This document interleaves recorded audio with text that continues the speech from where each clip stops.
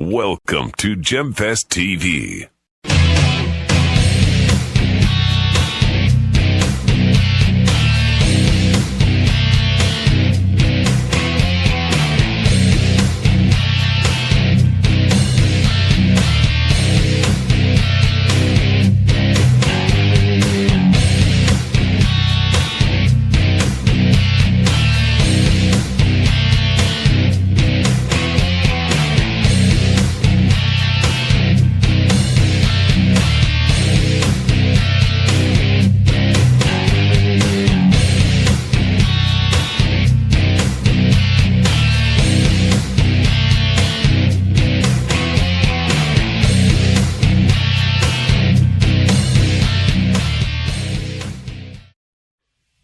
So, ladies and gentlemen, JemFest TV here with Mr. Neil Zaza. Exclusive interview on his current European clinic tour for chord guitars. And thank you so much, Neil, for being here today. Thank you so much. I'm glad to be here. A great pleasure for us at JemFest. And we're very excited to hear a lot of answers, hopefully, for the questions I've written out here.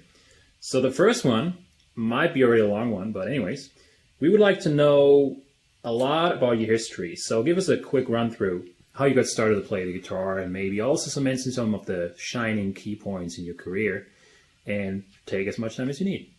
Absolutely, thanks.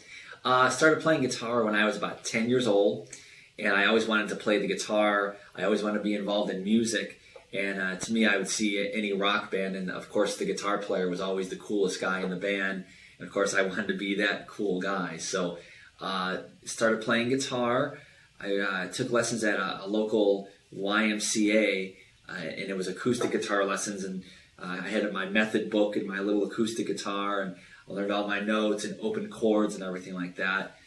And then from there, I studied with a local guy that showed me different songs. So I'd bring in maybe a favorite band and a song, and he would just show me that. And I started progressing from that point. And then after a few years of that, I decided, I better get serious about it. So I went to the University of Akron in Ohio for classical guitar. And I studied for about 4 years. And that's where I learned all my theory and modes, and it really developed my ear. And while I never graduated, because I actually started touring and performing and recording, I really learned a lot during that time. So from there, I started actually, as I was saying, touring and recording. Got in a few bands, started playing out, and then I finally started on my first instrumental solo CD called Two Hands, One Heart. That was the first CD that I did, and it was more of a shreddy record. It was all about chops, and I mean there were some songs in there, but it was all about technique and playing fast, and that was a good start into it. Next record I did was called Thrills and Chills, and I did that in San Antonio, Texas. I recorded. And that was produced by Michael Morales. And we really worked on the songwriting and the melodies and the compositions of the songs. And that's actually where I started really becoming aware that the music has to really have a strong, solid melody in it. And from there, I did a record called Sing. And from there, I did a record called Staring at the Sun, and that had Steve Smith and Ross Valley from Journey, Stu Hamm played on that. Robin DiMaggio played drums on that a little bit. Michael Lee Firkins guested on that record, and that was a real fun record to make. That was in 1997.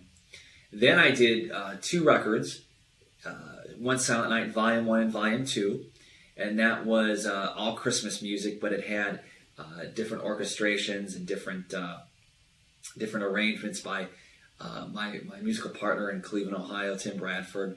And that was a real fun thing. Now we do big Christmas shows every year with full orchestra. And brings me to the present day is I just finished a record called Melodica. It was released earlier this year. So it's been a busy few years. It's all been based around working and writing and touring and just getting as much playing as I can in.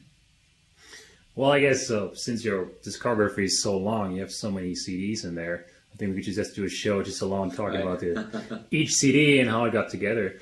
At JemFest, we have many young people. A lot of our audiences are very young players, and a lot of them also are very interested in becoming musicians themselves, but maybe are like a very early point in their careers right now. So when you started off and you got to the point where it was maybe a little bit obvious to you, okay, I can do this for a living. How was your fighting with the thought of maybe getting like a regular day job instead, and maybe having friends surrounding you telling you, okay, this is not going anywhere?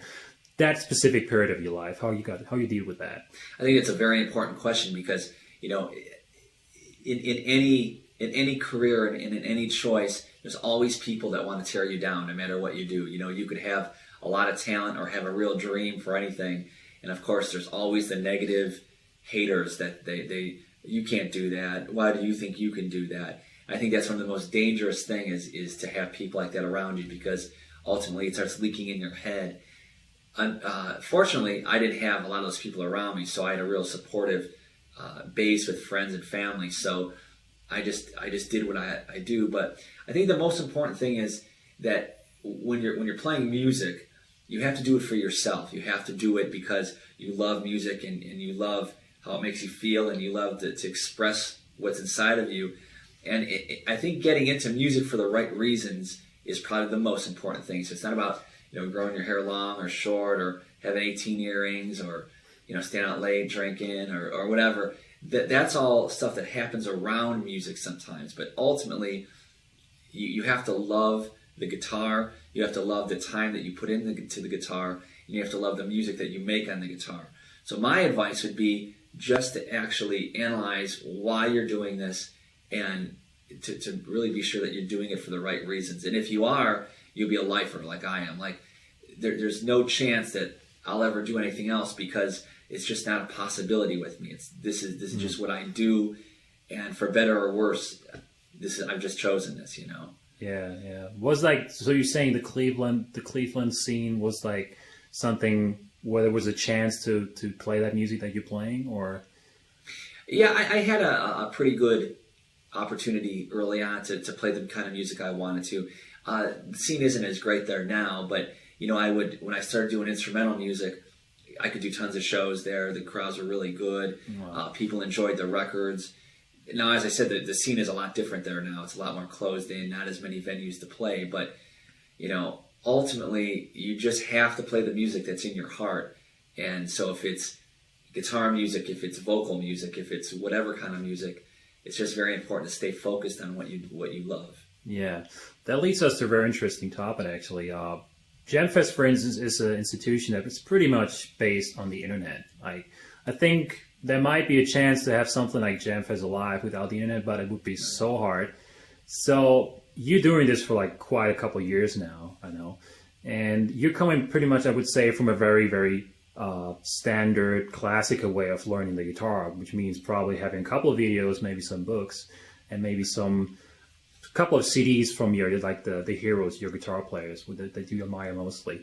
But how do you see the development today with having kids sitting in front of the internet and having all these great resources, and also maybe having a global scene now? They